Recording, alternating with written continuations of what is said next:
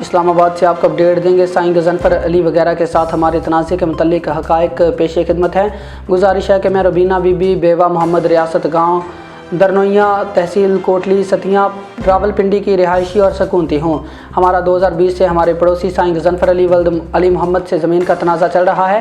سائیں غضنفر علی دربار علی محمد درنوئیاں کا گدی نشین ہے اور اپنے وسیع روحانی اور سیاسی اثر و رسوخ کی بدولت اور اپنے حقیقی بھتیجے اور داماد بلال الحق جو کہ TMA میں کلرک ہے سے مل کر گاؤں میں دربار سے منسلک وسیع شاملاتی اراضی پر قابض ہے اور مزید لوگوں کی خاندانی شاملاتی زمینوں پر بھی قبضے کر رہا ہے۔ اس سلسلے میں ہماری خاندانی شاملاتی زمین منسلکہ دربار جس کے ہمارے پاس کاغذات موجود ہیں، اس پر قبضے کی خاطر پرتشدد کارروائیوں کا براہ راست ذمہ دار ہے۔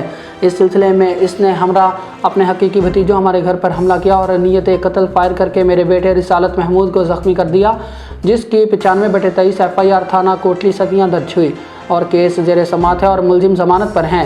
اسی کیس کے حوالے سے میں کچہری آئی تو بلال الحق نے مجھ پر حملہ کیا، جس کی FIR 211/23 درج ہوئی، لیکن بلال الحق کے کچہری میں اثر و رسوخ کی وجہ سے گواہان میسر نہ ہو سکے اور اس وجہ سے وہ سزا سے بچ گیا۔ بلال الحق نہ صرف شاملاتی زمینوں پر قبضے میں ملوث ہے بلکہ سرکاری فنڈز سے ذاتی استعمال کے لیے واٹر ٹینک، گھر تک روڈ اور اسپتال کی زمین پر بھی قبضے میں ملوث ہے، جس کے خلاف اہل محلہ کی طرف سے بھی درخواستیں دی گئی لیکن احتساب نہ ہو سکا۔ اس دوران سائیں غضنفر نے ہمراہ اپنے نشئی اور گنڈا صفت مریدان کئی بار میرے والدہ سے لڑائی جھگڑا کیا اور ان سے جگہ اور مکان خالی کرنے کا کہا۔ اس متعلق کئی بار پولیس کو شکایات کی گئی لیکن وہ باز نہیں آیا۔ اسسٹنٹ کمشنر کو تقریباً درجن درخواستیں دی گئی لیکن بلال کے اثر و رسوخ کی وجہ سے کوئی کارروائی نہ ہوئی اور ان کو اسسٹنٹ کمشنر سے ملنے ہی نہیں دیا جاتا بلکہ بلال کے ساتھی راستہ روک کر کھڑے ہو جاتے ہیں۔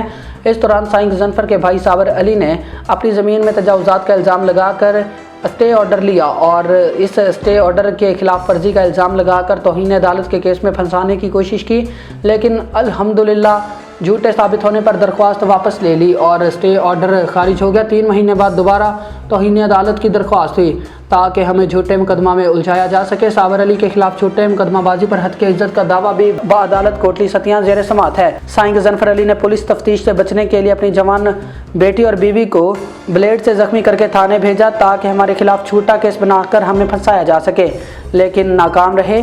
25/3/27 کو سائیں غضنفر ہمراہ سائیں صابر، اسامہ، عصمت، بلال الحق، ظفر الحق وغیرہ نے مجھ پر حملہ کیا اور میرا بازو توڑ دیا اور سر پھاڑ دیا اور مجھ کو مردہ سمجھ کر چھوڑ دیا، جس پر بعد میں لوگوں نے ریسکیو کر کے مجھے اسپتال پہنچایا۔ ملزمان ابھی بھی قانونی عمل سے بچنے کے لیے اثر و رسوخ استعمال کر رہے ہیں اور دھمکیاں دے رہے ہیں۔ اپیل ہے کہ مذکورہ کیس کی میرٹ پر تفتیش کو یقینی بنایا جائے تاکہ ملزمان کیفر کردار تک پہنچ سکے اور ہمیں ان سے تحفظ مل سکے۔